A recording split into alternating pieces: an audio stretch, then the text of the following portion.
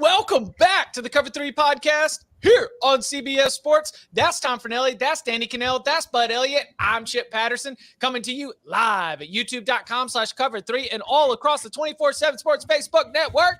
Thanks for hanging out. Smash that subscribe, smash that like. Come and join us in the chat. It's a Monday show. We call this Upon Further Review because there are only but so many minutes. We filled 90 daggum of them on Saturday night. But even still, there are games that finished after we were done. There were games that we didn't get eyes on. We spend Sunday, we spend Monday morning going back and reviewing all of the action so that we can make sure that we have hit everything before we turn the page and move on to week 9. Also, we will be having our legendary award-winning AP Top 25 reaction segment called Pole Assassin. It is Halloween. Please remember to keep your monkeys under control as the children are coming around trick or treat.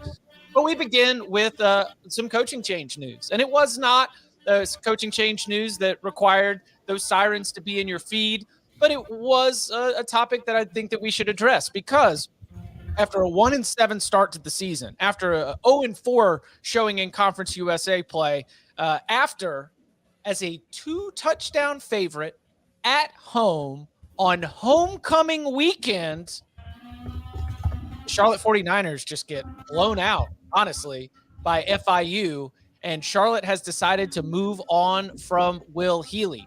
Now, Healy, we remember, came in with a lot of buzz. Will Healy being fired in the background? What is that? Yeah, what is that noise? Oh, boy. Is that the project I got going on at the crib? I'm going to have to mute everything. All right. What you got going on? Oh man, Danny's, yeah, we got a little home stuff going. I thought the mic was directional enough that it would be okay. This might be dicey where I'm gonna have to find another room that's further away. I thought I was far enough. Like that's why I have the new backdrop. Oh boy. It's the ghost of Will Healy, like ghost of Will Healy trying to haunt there. Chip said it was Halloween. It was spooky. I'm like, okay, maybe this is like Chip's got the soundboard. I'm thinking maybe this is kind of a bit that we're running today. I was like, but this is pretty loud.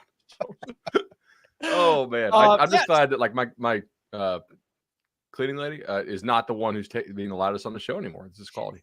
So Charlotte moving on from Will Healy. Like, look. When he came in, everybody was fired up. He got Charlotte to the program's first ever bowl game. He turned in Charlotte's only winning season in program history. Now, they've only been an FBS program since 2015, but still, Will Healy was the coach that got him there. Led a big turnaround at Austin Peay, got him named the FCS National Coach of the Year, the Eddie Robinson Award. But, man, things have really slipped, and the 49ers have decided to move on.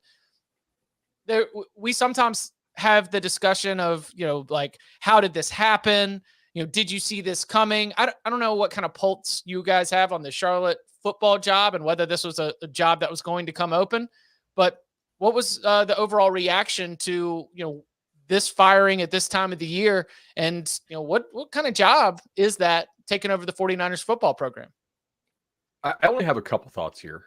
One is that Charlotte was a much different team for most of the year when they had quarterback Chris Reynolds and when they did not, right? Like he's actually a pretty good quarterback at the CUSA level. And when they didn't have him, they were just terrible. But once he came back, they scored points, but the defense was still horrendous. And then they had 5 turnovers this weekend in their loss to FIU. And you can't lose to this FIU team. It's just not a thing that you're allowed to do as a coach and keep your job when you're already kind of on the hot seat. But man, the other thing is like, look at all the coaches they've lost at Charlotte. And I'm not going to pretend to know like what Charlotte's budget is. And a lot of these guys did leave for better jobs, but Charlotte is a program moving up to the AAC and they've lost a ton of coaches. And I'm kind of wondering like, what is their actual budget? How do they stand out as a program other than the fact that they are in the Charlotte metro area and they have a lot of talent around them, but North Carolina space is crowded. And I don't know, man, I'd be like, is Charlotte public? I'd be kind of curious as to see like how much they spend on it is. They've lost a lot of guys. It's part of the university system. So it is like part of the same, feeder system as North Carolina and NC State and App State at that also, and ECU. Other thoughts? I think it could be a good job based on where it is. Like, I mean, I've always thought it was attractive for coaches to live in a bigger city. North Carolina does have some talent there that you could be able to pull from, but going to the American isn't going to get easier, but maybe that helps some of your resources, helps with the money because you'll be getting bigger paychecks. So I was just talking, we were talking before the show. I remember Will Healy, we were doing a CBS Sports Network Friday night show, and he had just beaten Duke, and it was club lit, like you were talking about. I was like, man, this thing's going in the right direction, and then it just completely turned the opposite direction. See, what I wonder about going forward here is, regardless of if the job is good, like talk about the budget situation. We don't know what their budget is, but just the budget situation of college football overall. Like, this is the kind of program that in years past would be the G5, and it's moving up to it's moving up to the American. So this would be like the place where like a coordinator who's waiting for a head coaching job could go be like a proving ground and go prove that he can be a head coach and maybe get a Power 5 job. But we're seeing repeatedly these days that the Power 5 schools are paying their coordinators so well that I don't know how many attractive coordinators are going to be out there that are going to be attracted to this job, as far as like the ability to win there and the money, because they're probably just going to be able to make a bunch more where they currently are as a coordinator. So it'll be interesting to see. Like we saw, Will Healy was kind of an outside the box hire at a very young coach who had some success at Austin Peay, and they bring him in hoping he can bring that kind of energy and success to a new FBS program, and he wasn't able to deliver. And it's like, I don't know where Charlotte goes. It's probably going to have to do something similar. It's probably going to have to end up doing an outside the box kind of thing, where it's not a coach that anybody even realizes right now. So it's going to be an interesting one to watch. And I think it's going to be interesting just from this point on, watching a lot of G5 openings, what direction they have to go. Also, I mean, we need to think about, if you're a coach trying to move up to a P5 head coaching job, increasingly these P5 schools are wanting guys with a lot of P5 experience. I think in the last cycle, it was harder for some of these good G5 coaches to move up. I think Jamie Chadwell has faced that bias, right? Like, look at UVA. They went with Tony Elliott over a guy like Chadwell. And I'm like, that early on looks like a mistake to me. So you have to consider, like, can I get back if I go there? And just briefly, if I could poll you guys, remember, Houston, Cincinnati, and UCF are leaving for the Big 12 for the American. So the new American is East Carolina, Memphis, USF, SMU, Temple, Tulane, Tulsa, Wichita State in football, so no. Charlotte, FAU, North Texas, Rice, UAB, UTSA. Sound right? Mm-hmm. And Navy. Is this the worst job in the new AAC? Or what jobs are we putting above or below it? Rice, I assume, because the academic standards. I mean, I think you've got to grade the Charlotte football program on a curve. They've had success in their athletic department. The football program has not even existed for 30 years. I mean, they've only had 2 head coaches. Brad Lambert came in and literally was just trying to put things in place. They've got the stadium, which I think is pretty new or recent. The idea that they need to fundraise to pull this together. See, the thing that stands out to me is about the move to the American Athletic Conference. It is this administration looking at Will Healy and saying, this is one of the most important times literally in our football program's history. If we join this new league and we become bottom feeders right away because of the way that this team has been built out and the way they're performing, that is going to create real damage when there is an opportunity, as the entire AAC is just getting a reset from a membership standpoint. I think that this signals an investment. I think this signals that the leadership around Charlotte football is trying to say, all right, we need to make sure that we have the right coach in place, because if we jump into the AAC and hit the ground running and have success early, then that could create an incredible off ramp for us to be able to create some real change. And so, as you know, some of these group of 5 programs, a lot of shifting going on right now. I think that we might see another coaching change like this, where at least one impact of why the athletic director and the university are trying to make a change is, we're about to head to a new neighborhood, and we need to make sure that we have the right guy in place, or at a minimum, we cannot continue what has been a backward slide for this 49ers program ever since that 2019 season. I do know that they do not spend like UTSA and North Texas do. Like, those programs are actually investing a lot. That's going to be interesting to see. Like, they can say it. Will they actually back it up with the checkbook? I think Chip's probably right. Yeah, they have had some good some good success outside of the football program. And the Jerry Richardson Stadium, you know, there's money. There's always money in the banana stand. All right, let's turn our attention to the new AP Top 25, the new coaches poll. What have we seen? What kind of changes were there? It is our fantastic poll assassin segment. So in terms of the AP Top 25, 0 changes within the top 6. We obviously saw Ole Miss take a big tumble as they take their first loss of the season. They fall 8 spots to number 15. We see Kansas State take a tumble as they take their second loss of the season. They fall 5 spots to 22. But for the most part, just a bunch of just classic, you know, Tom Fornelli loves to see it, the voter mentality of just bump it, bump it, bump it, bump it, bump it, just sort of sliding on up the scale. LSU goes from others receiving votes, cracks it at 18. That is lower than what we projected on Saturday night. And South Carolina, as the Gamecocks did create some wonderful conversation on the Instant Reaction Show.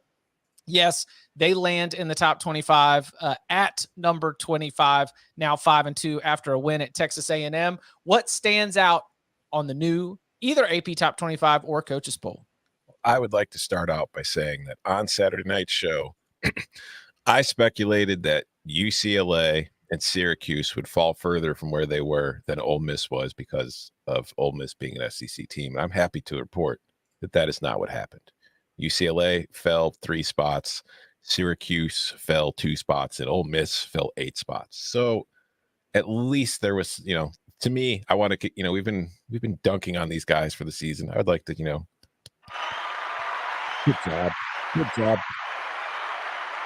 They still had them 7. Like, why were they 7? I know, but at least they corrected themselves for once, because we've seen it so many times where like Ole Miss lost, but they did lose to an SEC team, so we shouldn't punish them too much. That's right. Good point. I think if we're going to rip other teams and other conferences for getting bias, who still voted for Clemson number 1? Yeah, who's the one first place vote? Who is that person? Because I expected them to drop potentially after the performance they put on display against Syracuse, but for you to still have number 1, whoever that is, should be put on blast too, because that there's no way.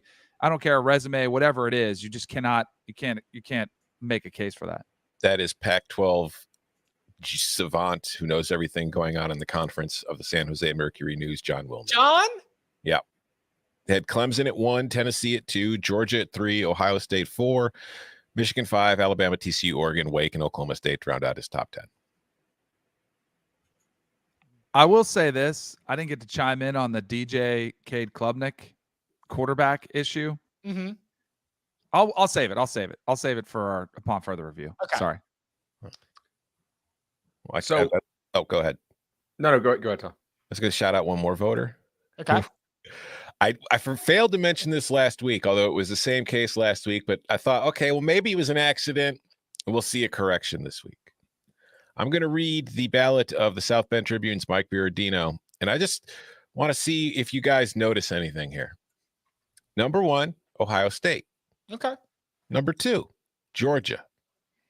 Number 3, Alabama. Number 4, Michigan. Number 5, Clemson. We still waiting for a team yet? Number 6, Tennessee. So Tennessee, he had Alabama ranked ahead of Tennessee last week after Tennessee beat Alabama, and he still has Tennessee ranked behind Alabama by 3 spots after Tennessee beat Alabama. Just, I need to hear the reasoning for that. I mean, I know what it's going to be. Well, it was a close game. It was 52-49. I still think Alabama's the better team going forward. But if you're going to keep Alabama at 3, even after it lost to Tennessee, and keep Tennessee number 6, why the hell do we play the games? Well, that's what a power ranking poll, one of the popular ones around these parts too, had Tennessee behind Alabama right after that game too. Oh, well, what if it's a neutral site? It's stupid. It drives me nuts too. I'm with you. There was also the Tennessee Volunteers, by the way, lost 2 first place votes because they only put a billion points on UT Martin and led 52-7 at halftime. They had 15 first place votes last week. This week, one of those first place votes went to Ohio State, and the other one apparently went to Clemson. Do we know like what the instructions are that are sent to these AP voters? There are none. So they can just in that case, I don't mind if we have some kind of blend of power rating. Like if the instructions are like the committee, right, is not entirely on resume. They're like, hey, we picked the 4 best teams. If somebody thinks that like you lose on a field goal on the road to a team, I think it's pretty justifiable that you think that team is still better. However, answer me this question then. You want consistency though, right? If you're okay with that, then why the hell are we bothering playing the games? Let's just put the power ratings and skip right to the playoff. These are the 4 best teams. Throw them in there. I mean, we could ask the same of the committee, right? Yeah. But I'm saying if you're just going to use a power rating for your ballot, what do you need to watch the games at all? Do you need to have any opinion on it? Or you just be like, nah, this is what I thought in August. So no matter what I see or evidence is presented to me, it's what I'm going to continue thinking in mid-October and into November and into December. But isn't that a bit of a false equivalency though? Like I don't think that going with the power rating approach implies that you're not adjusting it week to week. Like if Bama gets blown out at Tennessee as opposed to losing on the last second field goal, like do we think that it looks the same? I don't know. Maybe it doesn't change week to week for some of these guys. But okay, I mean, the game is settled on the field, except it's not.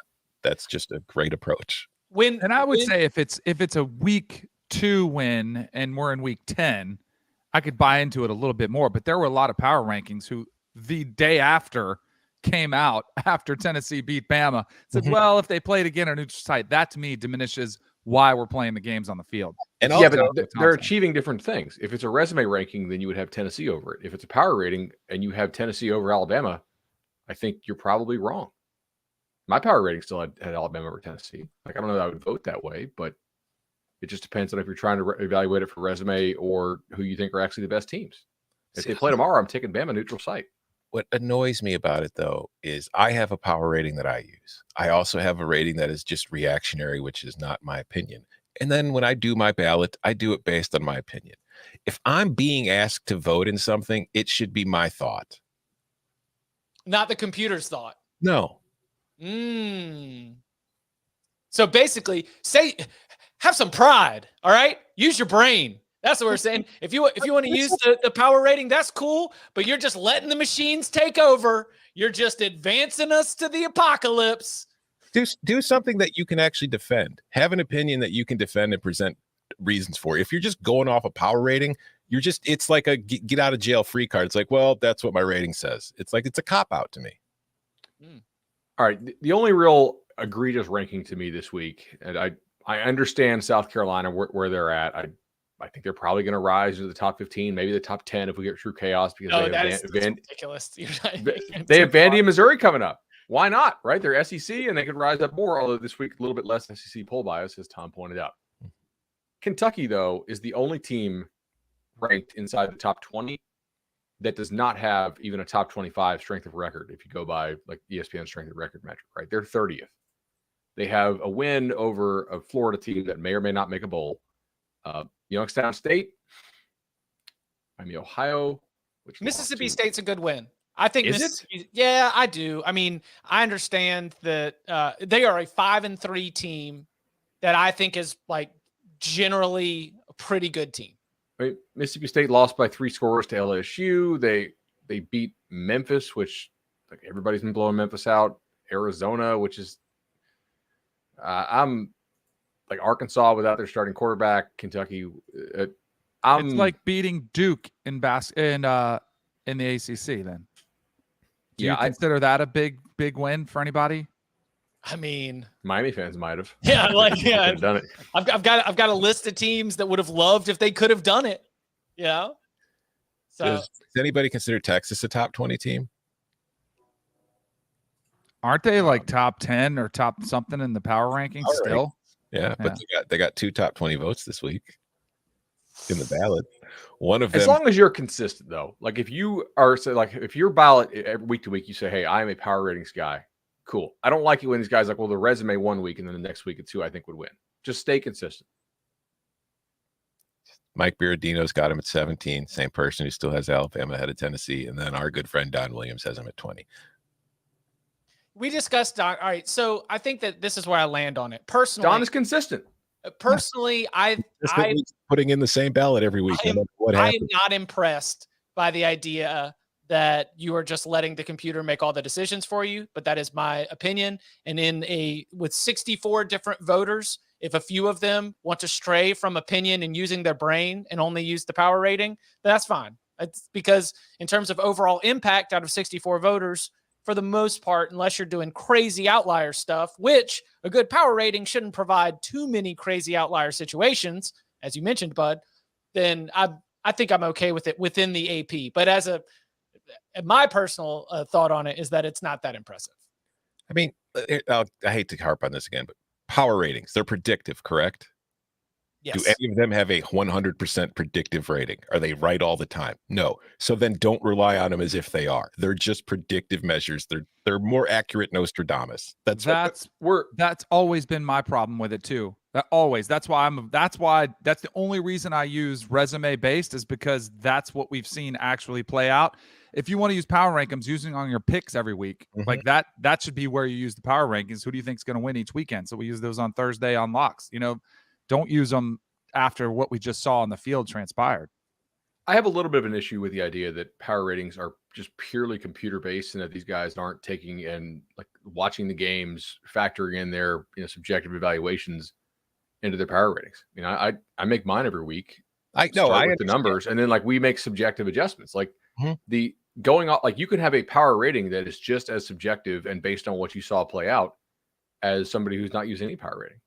Right? Like it's just the question is, what have you done win-loss wise versus how did you play is kind of the real thing here. Now, if you go just by win-loss wise, you get some wonky stuff like Ole Miss top 10 team when they really haven't been that impressive. And then they were actually an underdog to LSU. Somebody who did power ratings last week probably would have looked a lot smarter in their ballot having LSU over Ole Miss. And they would say, look, Ole Miss hasn't done a damn thing yet. Right? They beat a bad Kentucky team. So I think you can argue this both ways. But what do we play the games for? What's the goal? God, I love arts and sciences just fighting here on a Monday on the Cover 3 podcast. It's mid-season. Right. You play to win. You're not playing to be right about your opinion before the game. You're playing to win the game. I love it. Coming up on the other side, it is our final chance to make declarative statements and thoughts and conversation on the week that was. It is upon further review, and it happens next. This October, Paramount Plus presents Peak Screaming. If you adopt this orphan, you will scream. If you go on this camping trip, you will scream. If you party with these teenagers, you will scream. If this is your priest, if these are your friends, if they are your classmates, you will scream. Scary equals Stream the collection, Paramount Plus. Scream. I mean stream now. I'm scared. Back here on the Cover 3 podcast. As always, check out Paramount Plus. Get all your Hollywood Halloween goodies. Hollywood as well. All right, Danny, you almost drew your gun, but you put it back in. So let's go ahead and let you lead this off. Thoughts on the Clemson quarterback situation, how it played out, and what you're expecting from it moving forward. The Tigers off this week, back in action in Week 10 on November 5th at Notre Dame. Whether Dabo knows it or not, he has a quarterback problem on his hands. It's significant. Like, it's going to cost them a championship, whether that's an ACC championship or potential national championship. It's hurting them right now, the quarterback play and the inconsistency of quarterback play. And I think his loyalty, and you could say, man, I don't know if it's blind loyalty, but it sure feels that way when we're all watching the same game and you can see what is a massive problem. There's a small portion of me, though, that says maybe it's the offense that's the problem. But at the same time, I saw DJ struggle with those throws. I saw him force the ball into coverage. I saw him miss a wide open touchdown that's a layup that he underthrew because he was trying to guide it there and just not screw it up. I think he's got a problem on his hands.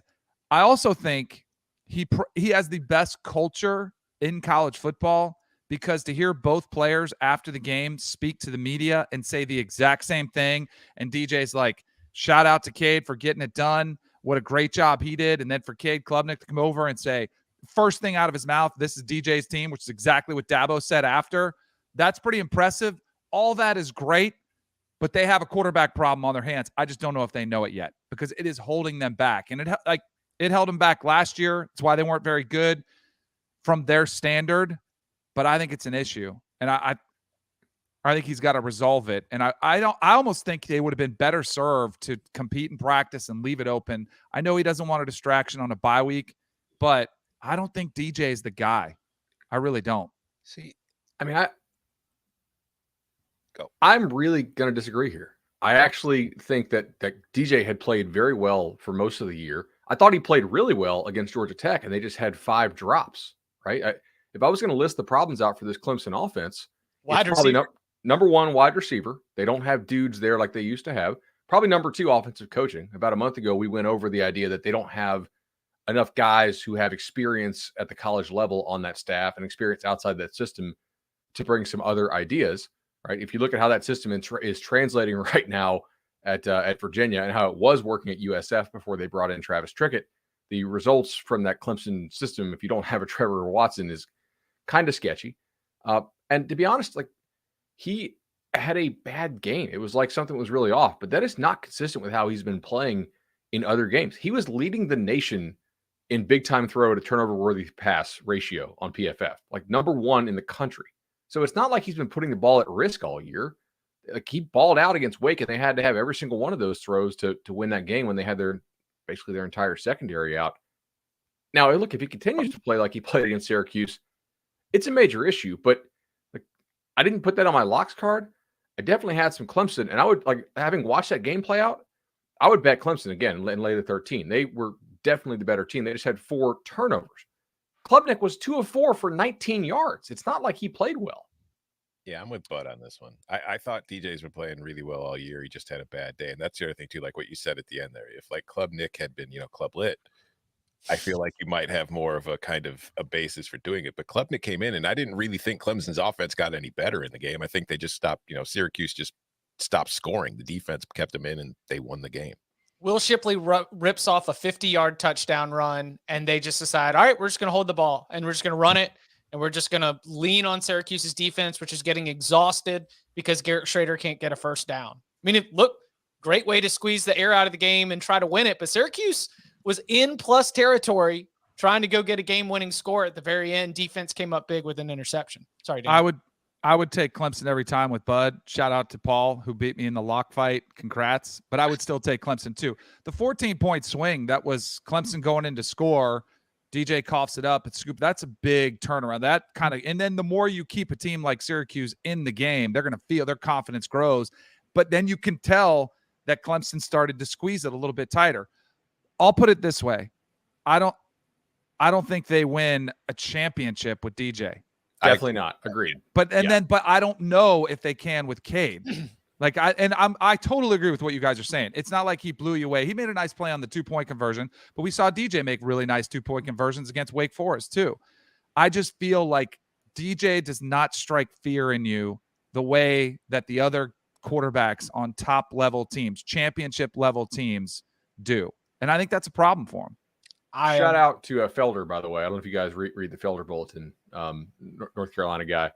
He had a pretty good note in there today about how he hates how Clemson runs DJ and how they need to think about running him differently because he's not quick, right? He's a guy who sort of builds to that top speed. Yeah, exactly. Like, the top speed is actually pretty good once he gets to that top speed, but he thinks Clemson needs to run the ball differently with DJ, which could be interesting to see. I can't stand their offense. I don't like the way they run their quarterback. I don't like it's.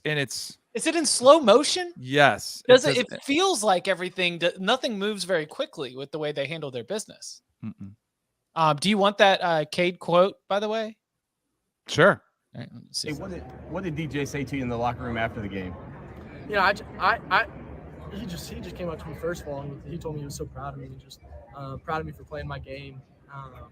And the preparation we've been doing over the past 10 months together. She was just really proud of me, but then I immediately told him, bro, this is your team, man. Like, you might have an off game, but it's your team, and in 2 weeks from now, you're gonna come back and do something you really want to do. So the reason that he's not the starting quarterback is that he's 14 years old. No, I'm just kidding. I was thinking Does sound like it. You know what's great? You know what's great about their and Dabo, I'm sure, is taking notes on everybody. He did it after the Florida State games. Like y'all said, my quarterback. And at that time, I was on DJ's bandwagon. Like, hey, good, you were right all along. But for him to compare him to Steph Curry and say Steph Curry has a bad night too, that is not what's happening. Okay, let's just say that is not what's happening. You know what's great though about their next game?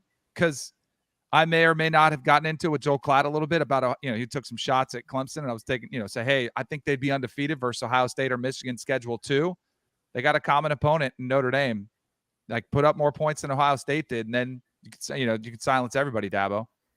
Early Caesars line on that is 10. Interesting. Under.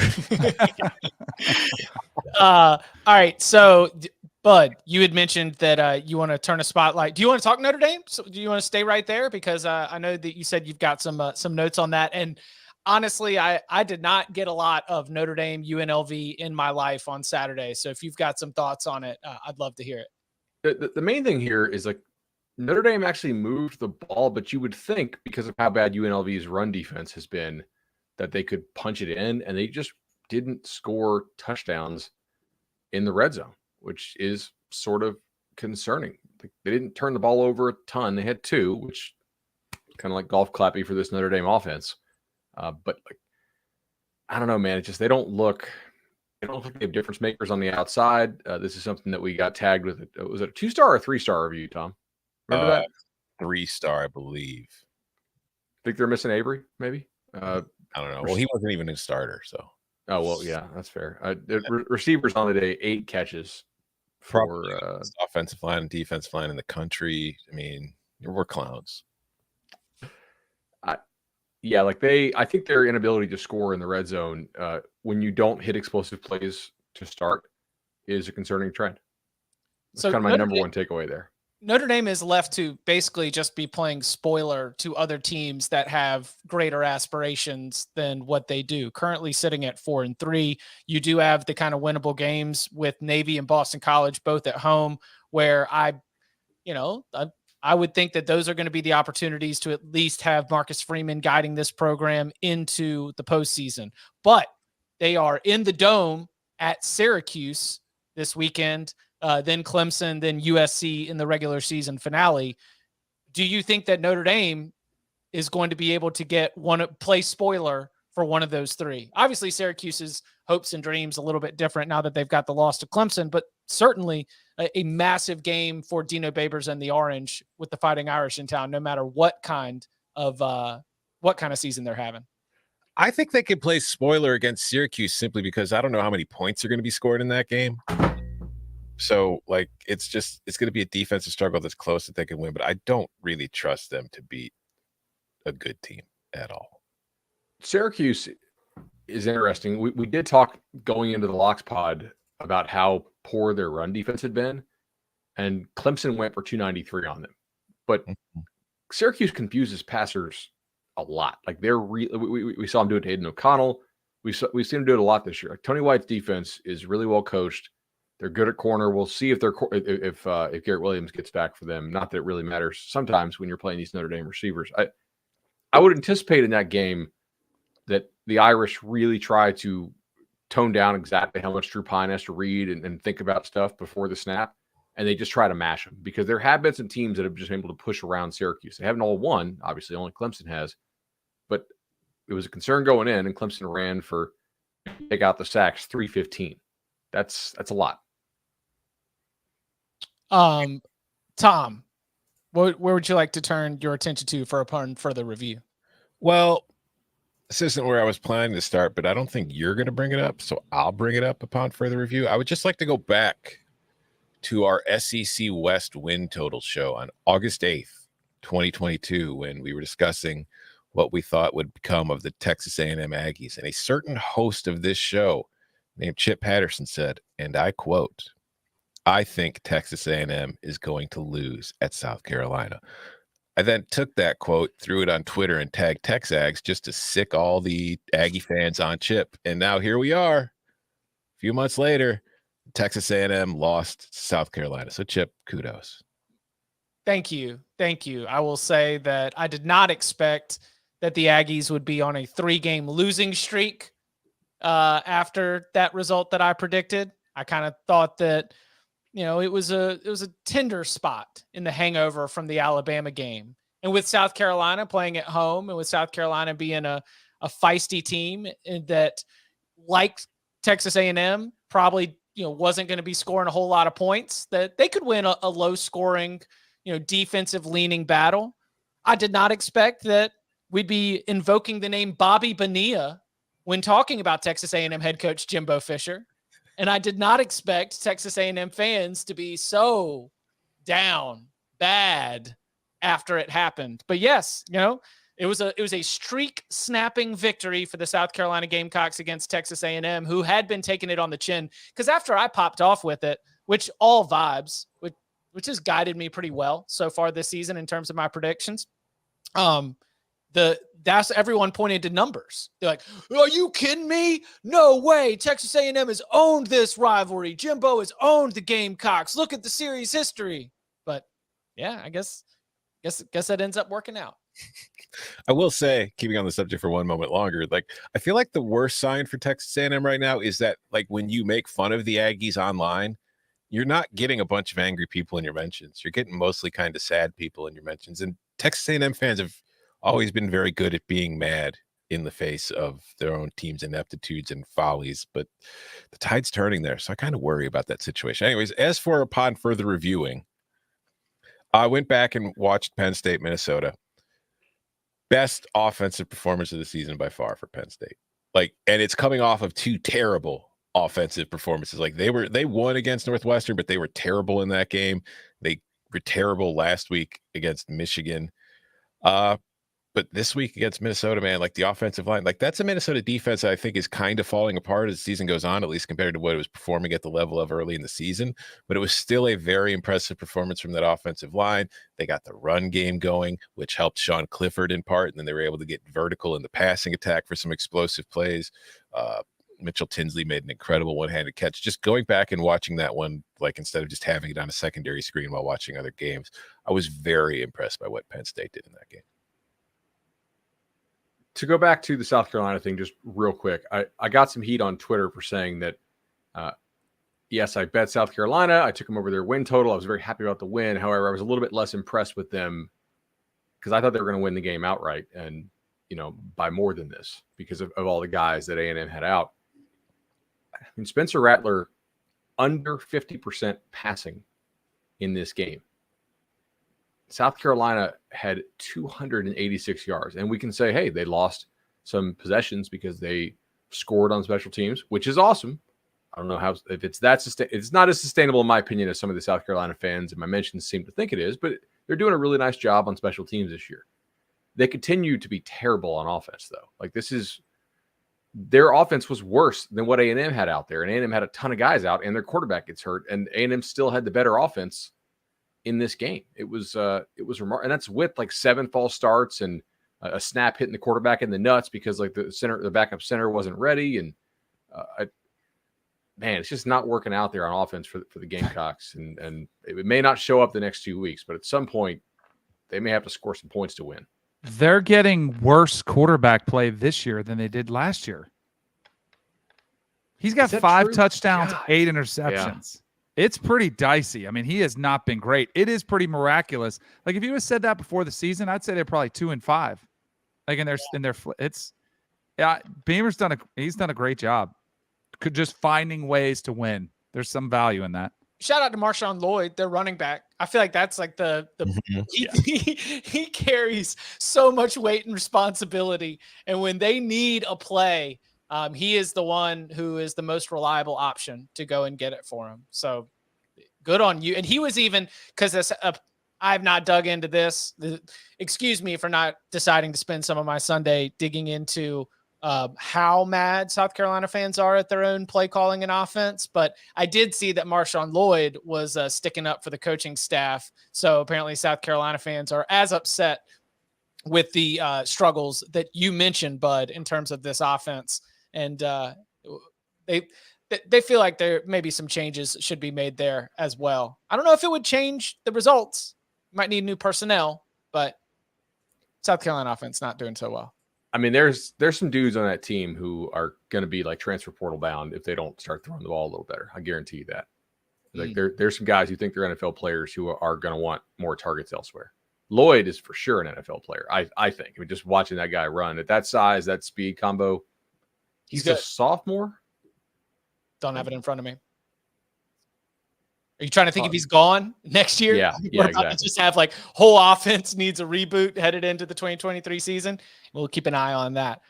This is upon further reviewing the take that we already got in, because we were dissecting Oregon and UCLA, and we were looking at the fact that these two teams on a down-to-down basis were very, very close. They played a competitive game. It was all about finishing drives. UCLA had to settle for too many field goals. Oregon did a better job of finishing and stole the possession with the onside kick, and that's how you end up with a 15-point margin at the end of the game. But I come back to say, but is this approach, is this aggressive approach, the ability to finish drives, is that going to make Oregon college football playoff bound? They've got to be impressive down the stretch. What's the worst law? The teams have lost before. No one's ever suffered a blowout and made it to the playoff. No, the isn't it like 21 or Clemson blowout Notre Dame in the rematch in the COVID year? They like that was like a ACC 3 or 4 championship? score game. Yeah. Yeah, but that was but wasn't they already like in? Mm-hmm. Like it was already kind of done, and that's why Texas A&M fans were so upset, because it was like, oh, it was just a split. We're gonna get them. They need to. It was in Clemson. If was somebody hurt, I'm trying to think back, because it was. But even still, it wasn't 49-3. Yeah. What was the I don't score know of if the they game? can It was recover like from 20 that. something. So I think a 12-1 Pac-12 champion Oregon Ducks, with the only loss being in the season opener to Georgia, and let the committee come out there and be like, it was Bo Nix's first game with the new team. It was Dan Lanning's first game as a head coach. You were going up against the reigning national champions. And, they would need Georgia to continue to, they would probably need Georgia to also be in the college football playoff at the time. But Cal, Colorado, Washington, Utah at home, and then Oregon State, I think that the door is open thanks to finishing drives, some aggressive play calling, and Bo MF Nix. I think the door is open for this Oregon team to make a return. Shout out to those 2014 Ducks to the college football playoff. Sorry. Go, Tom. I think it's open. I just don't think they can, quote unquote, control their own destiny. Like if they win out and they win the Pac-12 and they're a one-loss Pac-12 champion, of course they're going to be in the running, but they're going to need to be impressive. Like when they get to the Pac-12, they play Utah later this year, need to be an impressive win. If they play USC or UCLA again in the Pac-12 championship, because I'm assuming if they beat Utah in that game, it won't be the Utes they're playing. They need to be impressive, because if there's anybody with a similar resume, like if there's a one-loss SEC team that did not win like Georgia, Alabama, Tennessee, if they're 12-1 or whatever and just lost the SEC title game, especially if it's Georgia, because they're just going to point to Georgia beating them 49-3. But if it's also against like one-loss Tennessee, one-loss Alabama, one-loss Michigan, one-loss Ohio State, they are going to get hammered over the head by that 49-3 loss. I will say Georgia also had a year where they lost. Auburn blew them out in Auburn, and Georgia won the rematch in the SEC title game. So it was sort of the reverse of what we had with Clemson Notre Dame. That was the year. That was the year of the Tua to Devontae Smith walk-off, right? Mm-hmm. I'm pretty sure on that. Yeah. So they also need a couple things to happen in addition to what Tom said. So I think you need your Pac-12 title game opponent to be USC, and for USC to run the table from here on out. That way you have a diversity of resume. I think playing UCLA again is not good, because people are already going to downgrade UCLA, and USC is more of a name. And whether the committee wants to admit it or not, they care about name value. You also need to beat Utah and then have Utah not lose any more games. So you're talking about having a win over a 9-3 Utah team. 8-4 Utah may or may not finish ranked. They have some like poll moment, like just, initial momentum from how high they were to start the season, but it's also how often do we see 8-4 Pac-12 teams ranked? It's sort of a dicey proposition. And then I think they probably need Georgia to beat Tennessee by multiple scores, which Tom said. Do you think? All right, so, quick follow up to this, because I went back and was starting to really break this Oregon team down. I'm very excited. It's one of my favorite storylines to track moving forward, along with, can TCU continue the magical ride? Like we keep doing all these scenarios with Ohio State and Michigan, or Georgia, Tennessee, and Alabama. Like, I don't know. There are quality football teams that we will be debating over the next month, as the college football playoff rankings are going to begin getting released next week. Keep it here on the Cover 3 podcast for all your college football playoff rankings reactions on Tuesday nights. And I think that, like, if you assume that there is going to be one spot open for the Big 12 or the Pac-12, who is the most likely team to be able to get in there? TCU. Because it's still undefeated. But I think the thing that makes this difficult is we don't have college football playoff rankings yet. And what concerns me if I'm TCU is, if I look at the rest of my schedule, I've got West Virginia, Texas Tech, Texas, Baylor, Iowa State. Who knows if any of those teams will be ranked when they play them, or will be ranked at the end of the season at this point. So you've already gone through the toughest part of what your schedule is probably going to be this year. And we talked about it on Saturday night. They've been lucky with injuries that they faced other teams, Dylan Gabriel, Jalen Daniels, Spencer Sanders, and then Will Howard and Adrian Martinez on Saturday. But as well as they've done, I can't remember who tweeted it, but I think I saw the stat was they're the first team in college football history to beat 4 ranked teams within the same month. They just did that, and they can't get higher than 7 in the AP poll.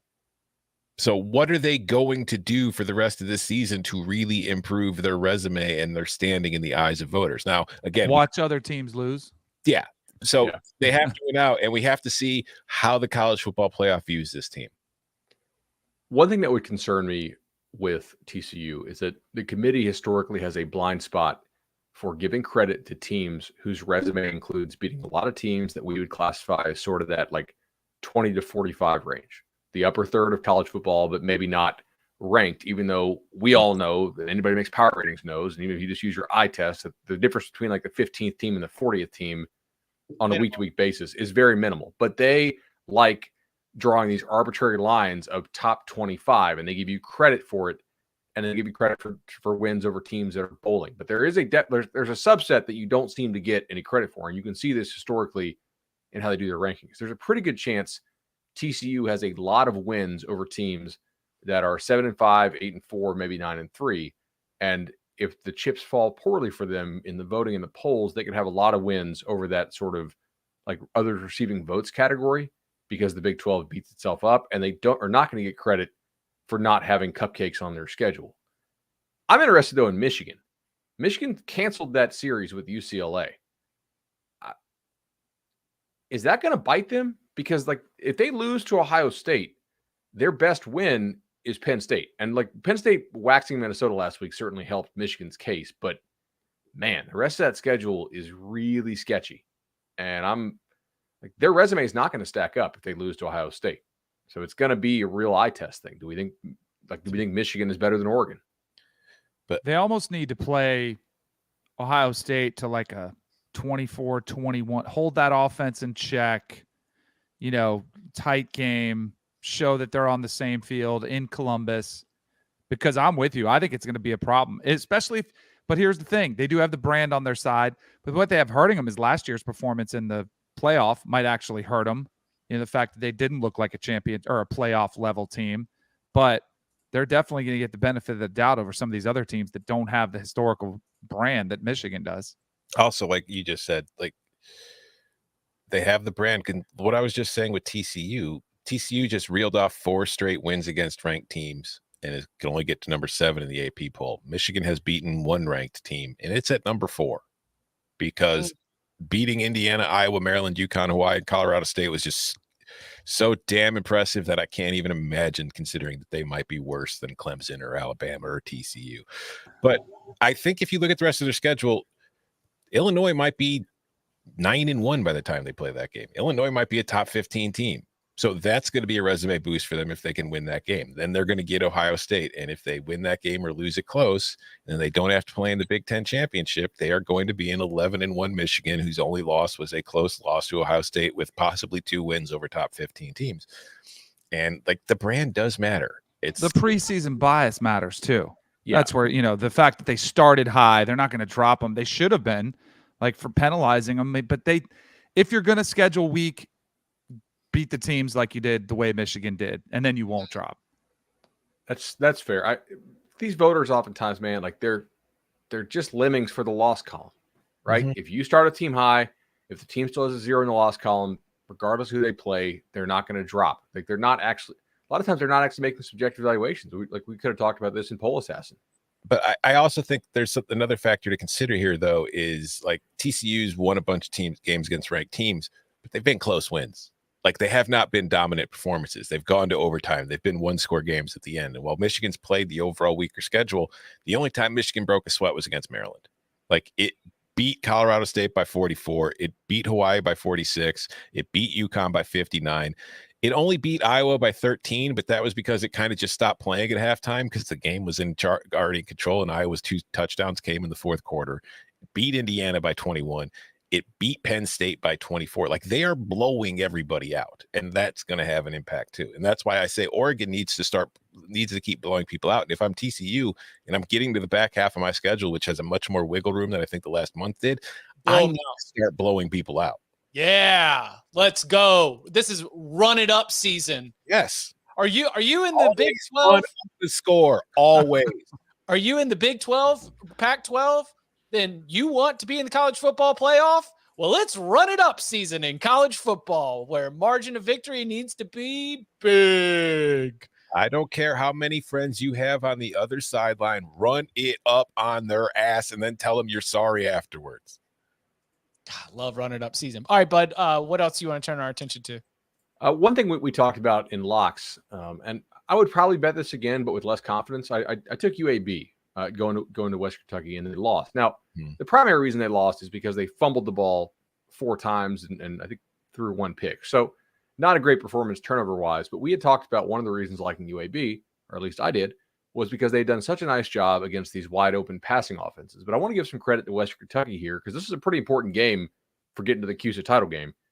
They came out and they're like, yeah, you know what? Like UAB's pass defense is really good. We're going to run the ball a lot and play some power football.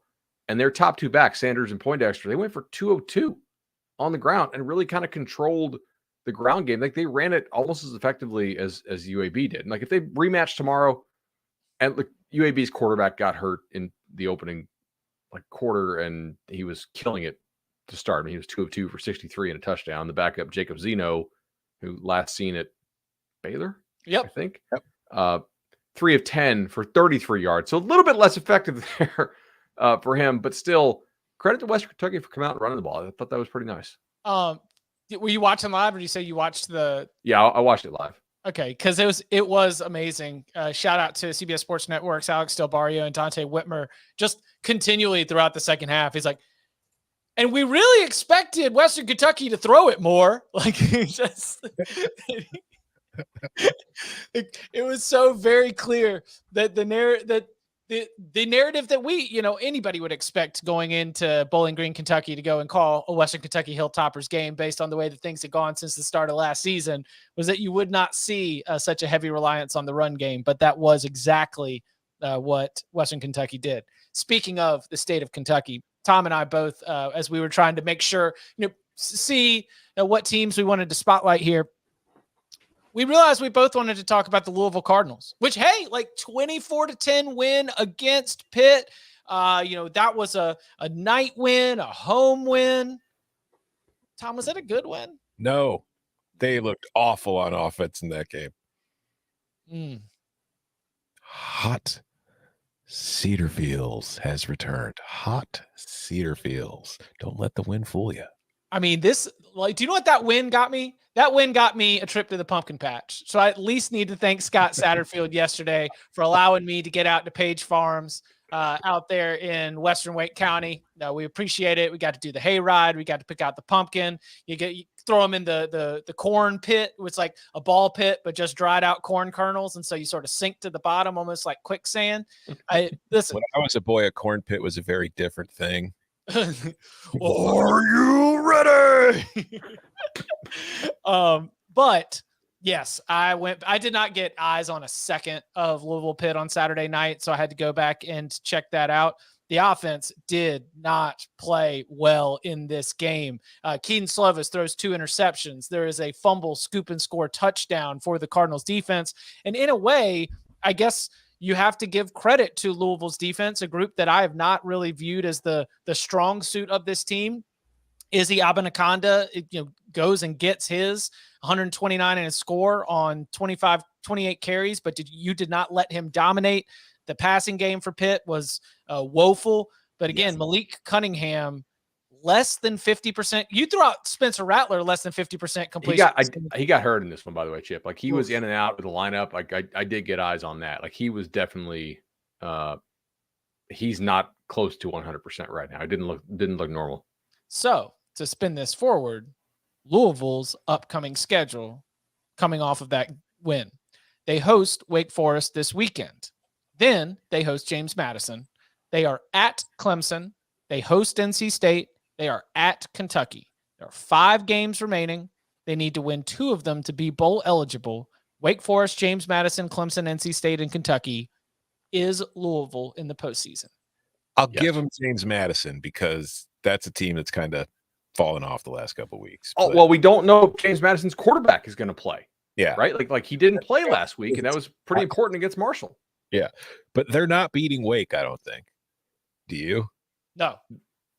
Louisville's secondary is vulnerable. Like, if you remember, like, let's rewind about a month ago to FSU's backup, Rodemaker bombing it on them in the second half of that Friday night game. So I have to think Wake can chuck it around on those guys pretty well. Cunningham's health should be important here too. Like, how much better is he going to be this week, I guess? They could beat NC State if NC State can't score.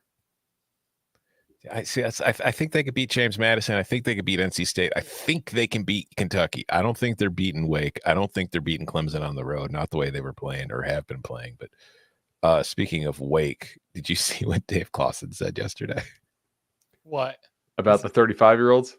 This is just an amazing quote. I loved it. Quote, Dave Clawson, I'm sure when all our 35-year-old 15th year players graduate next year, we'll come crashing back to earth like everyone says we will. Dave Clawson has just been on one this entire season. He's kind of just like, I'm just screw it. I'm going to say whatever the hell I want. I have great job security. I'm just he's earned it. Yeah, no doubt. I'm just going to keep winning 10 games every year while you keep telling me that I can't keep winning 10 games every year. That's a really good coaching staff. Yes, they are. Oh, the DN for Louisville deserves a shout out here. What's his name? Abdullah, the edge rusher they had. He kind of dominated this game. And if you're Pat Narduzzi, man, like, you're not getting fired, but is this what you wanted? Man ball, 320 yards. Oh, listen, I'll tell you 4.9 yards of play. I told you he's going to go and beat North Carolina this Saturday night in Chapel Hill, and that's the bounce back. This looks like a Muschamp team, man. To me, you'd rather lose the right way than win scoring points. Oh, so the Iowa approach. Basically, yeah. Speaking of, Tom, wait. You wrote about the Iowa Hawkeyes in the Monday after. And I didn't have anything specific from the Ohio State game, but you are not the only one that is starting to there is starting to be a real rally for changes to be made. And we joke about how Kirk runs the program, but athletic director Gary Barta is out here talking about how Kirk runs the program, and the contract for Kirk Ferentz is of a hot talking point. Talking point. Do you think that we are nearing the end of Ferentz's tenure at Iowa? Kirk Ferentz's tenure? No. I mean, not that he would get fired, but that we have entered the late stage Ferentz era where the the hand-wringing, the grumbling, the managerial decisions as much as the performance all lead to everyone looking and saying, all right, our time here is done. It's time to keep it moving. I don't think Kirk Ferentz is going anywhere after this season. I do think Brian Ferentz will be gone. I do think that, like, he's not going to come out and say it, but I think when you hear some of his quotes in post-game press conferences, like, he's never fired a coach during the season, and he's always saying that, and he's saying at the end of the year we're going to evaluate things. And I do think that somebody, like, even though he's got all the support in the world there between the administration, between boosters, he's got an ironclad buyout, which you cannot get him out of. But I do think that even the people that are supporting him are going to say at some point, like, because I put in the column, I showed the offensive performance of Iowa, not just this season, but since Brian Ferentz became the offensive coordinator. And it is truly the one thing, like, when you look at all the games that Iowa has won the last few years, if they just had a below average offense instead of an awful, God, terrible, stab your eyes with a fork offense, they'd be a legit playoff contender. Mm. Did you guys read Doug Les Maurice's column from the read for the Cleveland Plain Dealer? Now, catching that yesterday was the thing that actually threw this on my radar. And then I saw Tom had written about Iowa as the lead for his column. So it just really picked up a lot of momentum. I mean, this guy is an Ohio State writer, and his entire column is about how, like, that was a joke of a game and how Kirk Ferentz is grifting Iowa. Right, basically. Yeah. Like, seriously, he's like, they're just like stealing from Iowa. Damn. No, I mean, like, but like the line here is like, what a coincidence that the most qualified person for the job just happens to be related to the multimillionaire coach, right? Like, it. Also, he got some quotes from Barta. Did you guys see the other Barta quotes here? Oh. Yeah. It was basically that I can't do anything. You guys are skipping. Yeah, sorry. You want to read them? Do you have them pulled up? Sorry, the feed was skipping for a second. Yeah. First of all, Kirk's been doing this for a long time. I've been with him for 17 years. At the end of the year, he evaluates every part of the program, every staff member, and that's what I know he'll do again this year. In the meantime, we have 5 games. He's never changed staff members in the middle of the season. That's his plan now, and I'm going to support him. At the end of the season, we'll see where it goes. Certainly not somebody who sounds like the person in charge of Brian Ferentz's future, Doug says. He's, like I wrote, he's the king. It's his kingdom. He rules it as he sees fit. Head coach of Iowa football since 1999. And yeah, I do not think that he would be out at the end of the season, but I do wonder if there would be some real, like, human like damage, or at least like changes in the way that you view this job from having to being forced or making the decision to move on from having your son, who I'm sure at one point you kind of hoped your son would take over, like the old coach Bill Snyder, when he was trying to install his son as the successor when he retires. I was just wondering if this is kind of like the beginning of the end kind of acknowledgement. Did you see the per touchdown dollars that Brian Ferentz is making? No. So this was 10 days ago from Outkick. Ferentz has made $450,000 for the first 6 games of 2022. That comes out to more than $64,000 per offensive touchdown, $5,000 per first down. Did they score an offensive touchdown against Ohio State? Nope. Defensive touchdown and a field goal. So he's going to be up to like $75K per touchdown. Mm-hmm. That's pretty amazing. I didn't go into it in the column because I could have gone for 5,000 words, and our editors kind of frown upon that in my Monday after. But, like, I think part of the thing talking about going forward is Ferentz has to make the change, because, like, the Big Ten is about to be a lot different. Like, if you look at USC and UCLA are coming, like, there was the news today that they're not getting rid of the divisions next season, but they're probably going to get rid of them when USC and UCLA join the conference. And just the overall changes in the way the sport is going, like, you can't keep doing what you've been doing for 24 years. It's signs are that it's not going to work. Because even Brett Bielema at Illinois, like, he came to Illinois, he's an Iowa grad, had success at Wisconsin, playing that kind of football. Tried the offense in his first year at Illinois, didn't work. After 1 year, gets a new offensive coordinator, and Illinois' offense is not just like your typical Wisconsin, Iowa smash mouth throw to the tight end. There's RPOs, it's tempo, it's all that stuff. Iowa has to do the same thing. Iowa needs to modernize its offense. It's reached the point where you can't do what's been working for you forever. And I know there are other parts of it where the young offensive line, they just don't have the good quarterback. But by the way, your offensive coordinator is also your quarterback's coach, and part of his job is developing your quarterbacks. Iowa's quarterbacks aren't developing, and it's like they're not a team where you can look at, you can go to the portal and find a transfer, because what quarterback out there is going to transfer to Iowa if they have any other options available to them right now? So I think that come the end of the season, there needs to be like a kind of come to Jesus moment with Ferentz, where it's like, we not only need to get rid of our offensive coordinator, who is your son, but we can't just hire somebody else who's going to run the same damn offense we've been running. Have you guys recently played the Charlie Jones or in Iowa receiver room game? It's a pretty good game. Yeah. So Charlie Jones, who was on Iowa, who was like, I'm going to get the hell out of here because this offense is just terrible. 72 catches, 840 yards, 9 touchdowns. Iowa's top receiver this year has 15 catches for 158 and 1 touchdown. I think he has, that's 15 and 14. That's 29. 4 is 33. 2 is 35. 2 more is 37. 1 more is 38. So he doesn't quite have double the catches of all the Iowa receivers combined, but he ain't far off. And touchdown-wise, he has more touchdowns as well than the Iowa receivers, who have 1 on the season. It's not great. He also had one of the best catches of the weekend.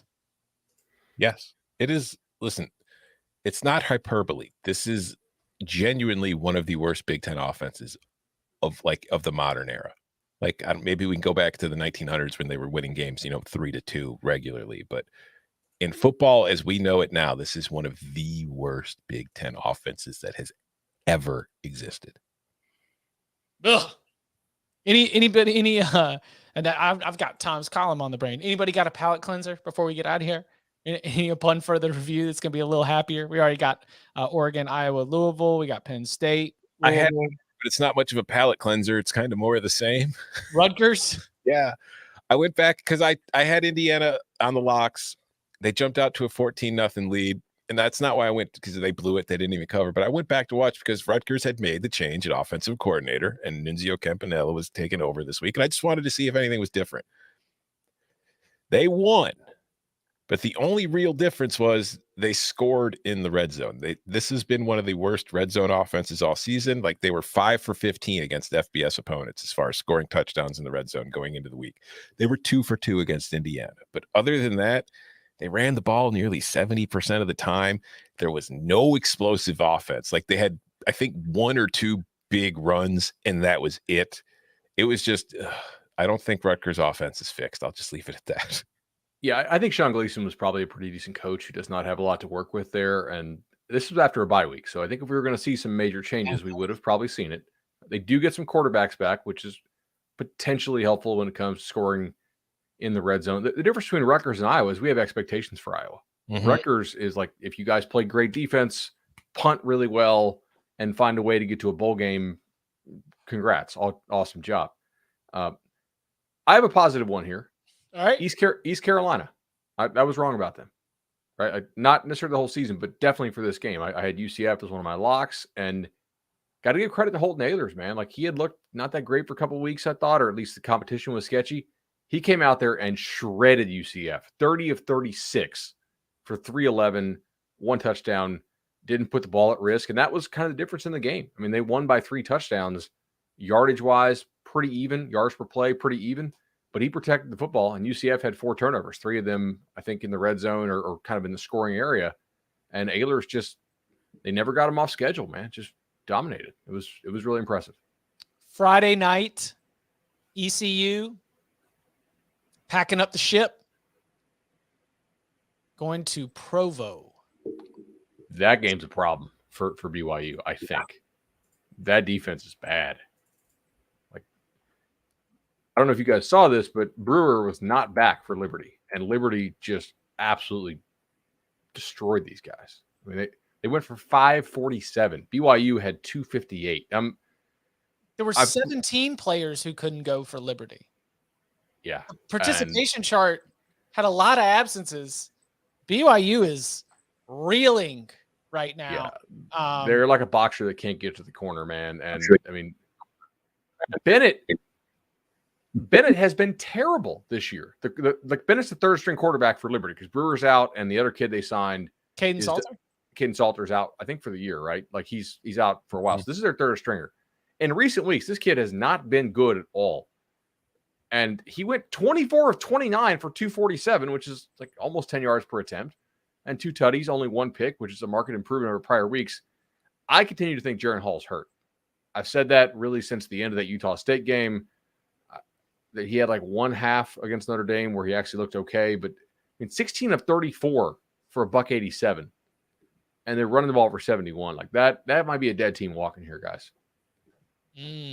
Speaking of weeknight games, Thursday night for you college football viewers, and I assume if you're watching or listening to us, that's you. There are 2 games at the 7:30 p.m. Eastern window. One of them is a Power 5 game, and one of them is not. Do not be lulled into the Power 5 game. Do not watch Virginia Tech and NC State if you can watch Louisiana and Southern Miss instead. Just be warned. I am all over Virginia Tech, NC State. Yeah, but you're diseased. You've got ACC running through your blood. You can't help it. Listen, NC State asked for years to be in the Coastal Division, and it's going to play a coastal ass game with Virginia Tech, NC State. It'll be like Virginia, Georgia Tech again. Though, because the thing about it's not just the low scoring. It is because the teams usually move the ball. It's the ability to turn it over in a scoring opportunity that leads to the low scores, right? It's not just that the defenses are better than the offenses. It's that even when the offenses have success, they hurt themselves as well. But yeah, I'll be all over both officially. And we may get into this more. This is not one of those games, but week 9, I think I'm gonna call it trap week. A lot of trap. We'll get into it. You can follow him on Twitter at Tom Fernelli. You can follow him at Bud Elliott 3. You can follow me at Chip_Patterson. Gentlemen, thank you very much. Thank you. See y'all.